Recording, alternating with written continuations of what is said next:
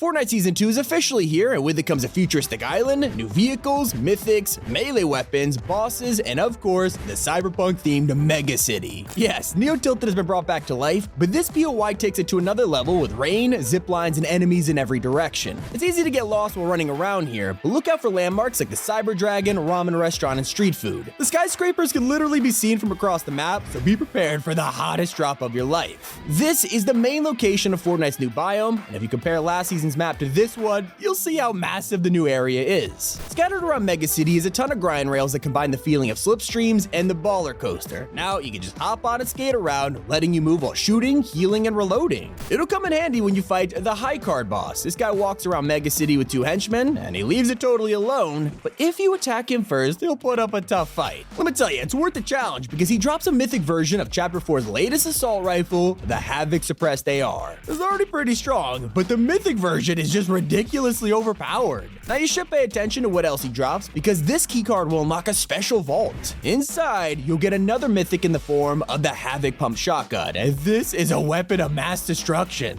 It does 250 damage to the head and is also guaranteed to appear in these vaults, so make sure you get it first. To protect yourself, you can count on your old friend Slurp Juice. This OG item is finally back, and it's now legendary, giving you almost full health and shield within seconds. Season 2 has also vaulted a fan favorite vehicle, the dirt bikes, but don't worry, they have got a worthy replacement. Now we have the rogue bike, which doesn't slide around as much as its predecessor, but it makes up for it with insane acceleration. The cars have also been updated in the mega biome. Whiplashes are futuristic with a new drifting feature that lets you slide around corners. It sort of gives you a speed boost just like the golf carts from Chapter 1, and I'm starting to get real Tokyo Drift vibes from this season, okay? Now it's still not as insane as the new melee weapon, which can be found all over the map. Walk up to these wooden stands and you'll wield the katana, officially known as the kinetic blade. It has unlimited uses as you slice up your enemies, walls, and whatever comes in your way. The knockback is insane, but there's a second ability which is 10 times more ridiculous. Just like the shockwave hammer, there's 3 uses, and it powers up before unleashing a crazy attack.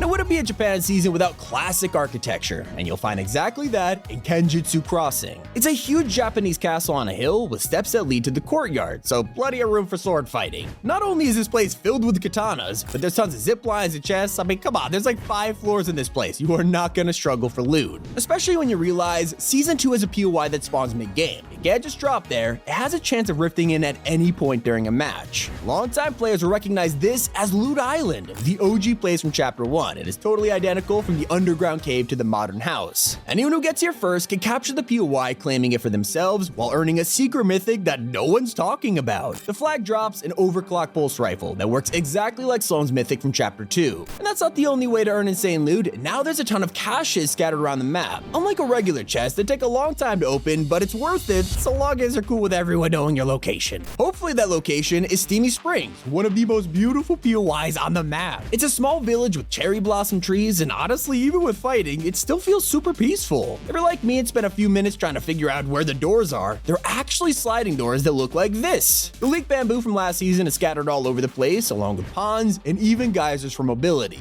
But I'm more excited about the latest reality augments that are changing the meta insanely fast. You can unlock perks like Munition Slide that gives you unlimited stream of ammo just for sliding around. It's nuts. Then abilities like Medium Ammo Amp increases your magazine size, while Slap Surplus makes slap juice way easier to find. Probably the most overpowered perks are Dignified Finish that refreshes your katana cooldown and Shotgun Recycle that has a chance of not using ammo. People are also impressed by this season's Victory Umbrella. Winning a match grants you the Mega Umbrella, and the reviews, they're pretty high, so let me know what you think in the comments. There's of course a new lobby to go with the season, and it gives you a wide view of Mega City in the background, but there's also layout changes. Challenges finally have their own tab again, so you don't have to press the awkward View Quest button anymore. The locker view has been redesigned to make presets even easier to use, so now there's a quick save and preset title above your items. After waiting for months, the specialist NPCs are now in game and will spawn through rift encounters. These are classes like Heavy that stocks you with shields, Medic which constantly heals you, Scout that pings nearby enemies, and Supply which tops up your ammo. But make sure to visit Naughty Nets, a humble Japanese fishing village where you'll find NPCs like Eve TV to trade gold for a tactical pistol or activate a rift. There's no special features in this place, but it's a cool place to drop if you don't want to be overwhelmed.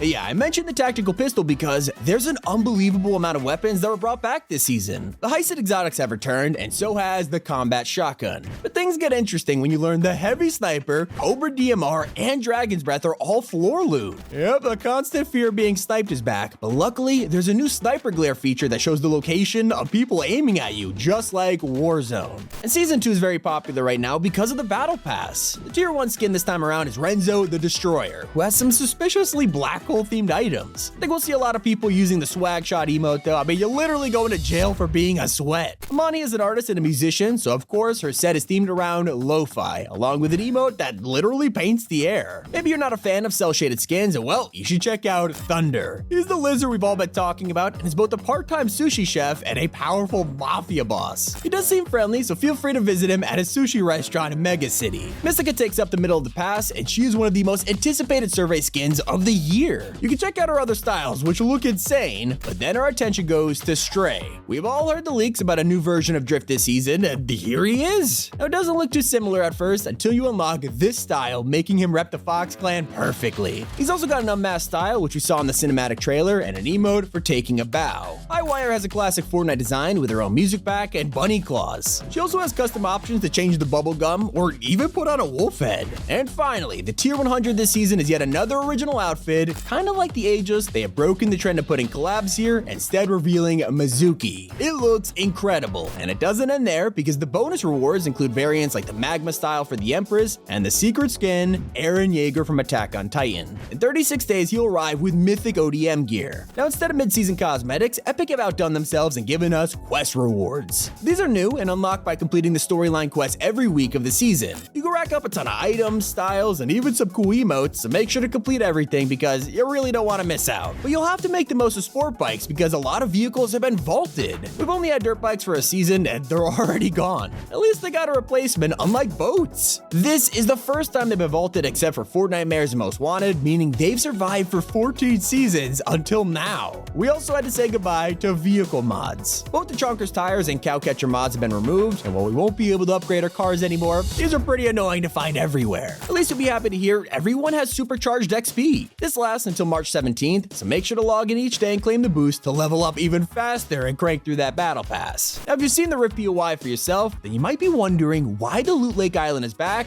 but I have good news. These mid-match events are going to be updated throughout the season to add up to 16 total locations to randomly appear through the Rift. So if you're somehow already bored of the map, don't worry, it's going to get even better. If you pick up the battle pass, make sure to use code T5G to support us. As for the storyline, well, I would try to explain it in this video, but it's a little complicated, so look forward to that video coming soon. If you have any theories or secrets you guys want us to see, make sure to tweet us at Top5GamingX on Twitter. It has been Tommy, and keep it here on Top 5 Gaming.